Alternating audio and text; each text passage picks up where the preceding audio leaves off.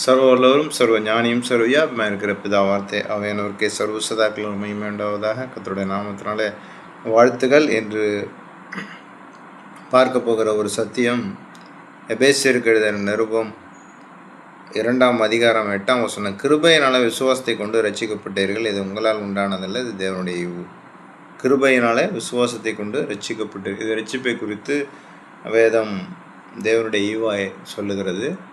அதில் ரட்சிப்புன்னா என்ன? உலகத்தில் சொல்லப்படுகிற வேதத்தில் சொல்லப்படுகிற ரட்சிப்பு என்றால் என்ன? ரட்சிப்பு என்றால் மீட்பு, காப்பு, சேர்ப்பு. ரட்சிப்பு என்றால் மீட்பு, காப்பு, சேர்ப்பு. சரி, மீட்புனா என்ன? எப்படி கர்த்தர் நம்மை மீட்டிருக்கிறார்? பாவத்தில் இருந்த நம்ம எப்படி மீட்டிருக்கிறான்னா, 1 பேதுரு 2:19 சொல்லுது, குற்றமில்லாத மாசற்ற ஆட்டுக்குட்டியாக கிறிஸ்துவின் விலையேறப்பெற்ற இரத்தத்தினாலே மீட்கப்பட்டீர்கள் என்று அறிந்திருக்கிறீர்களே. அப்போ நம்ம எப்படி அறிந்திருக்கணுமா? கர்த்தருடைய பிள்ளைகள் நம்ம யாருனால தான் மீட்கப்பட்டிருக்கோம்? ஒருத்தர் சொன்னதுனாலேயோ அல்ல, ஒரு அற்புதத்தை கண்டதுனாலே அல்ல, அல்லது அதிசயமாய் நம்மை தொட்டதுனால அல்ல. எப்படி அறிந்திருக்கணுமா? குற்றமில்லாத மாசற்ற ஆட்டுக்குட்டியாகிய கிறிஸ்துவின் விலையேறப்பெற்ற இரத்தத்தினாலே மீட்கப்பட்டீர்கள் என்று அறிந்திருக்கிறீர்களே.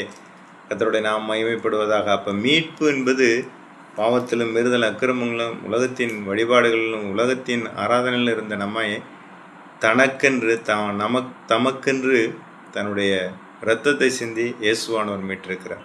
அப்போ மீட்பு, அதனால தான் ஒரு பேர் மீட்பர். மீட்பர் உயிரோடு இருக்கிறார் என்று யோபு சொல்கிறது போல், மீட்பர் என்ற நாமத்தில் அவர் மீட்பை உண்டு பண்ணியிருக்கிறார்.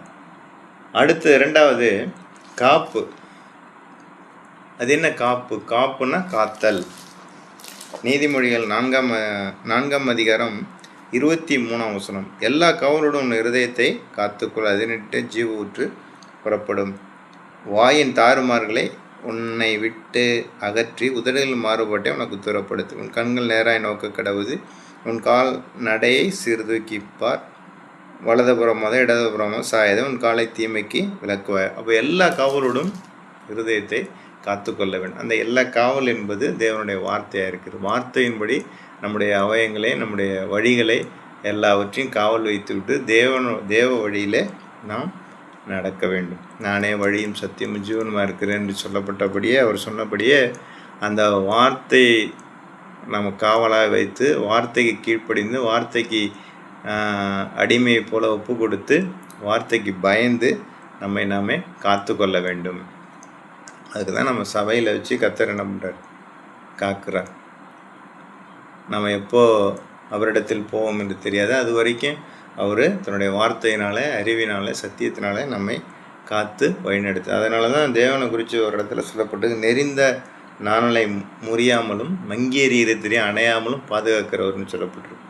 சரி, அடுத்தது சேர்ப்பு. எபிரேயருக்கு எழுதின நிருபம் 2ஆம் அதிகாரம் 10ஆம் வசனம். ஏனென்றால் தமக்காகவும் தம்மாலையும் சகலத்தையும் உண்டாக்கினவர் அநேகம் பிள்ளைகளை மகிமையில் கொண்டு வந்து சேர்க்கையில் அவருடைய ரட்சிப்பின் அதிபதியை உபத்திரவங்களால் பூர்ணப்படுத்துகிறது அவருக்கு ஏற்றதாக இருக்கிறது. ரட்சிப்பின் அதிபதியை உபத்திரவங்களால் பூர்ணப்படுத்துகிறதே அவருக்கு ஏற்றதாக இருக்கிறது. எங்கே? மகிமையில் கொண்டு வந்து சேர்க்கையில். அப்போ நம்ம கடைசியாக சபையில் வச்சு பாதுகாக்கிறார். கடைசியாக உடன்படிக்கையின் காரியங்கள் எல்லாவற்றையும் நிறைவேற்றினது பிறகு எங்கே போய் நித்திய ஜீவனுக்காக மகிமையில் கொண்டு போய் சேர்க்கிறார். இதுதான் ரட்சிப்பு, மீட்பு, காப்பு, சேர்ப்பு. இஸ்ரவேல் ஜனங்களை எகிப்திலேருந்து மீட்கிறாரு, வனாந்தரத்தில் நடத்துகிறாரு, கானானுக்குள்ளே கொண்டு போய் சேர்க்கிறார். கர்த்தர் தாமே உங்களை ஆசீர்வதிப்பாராக.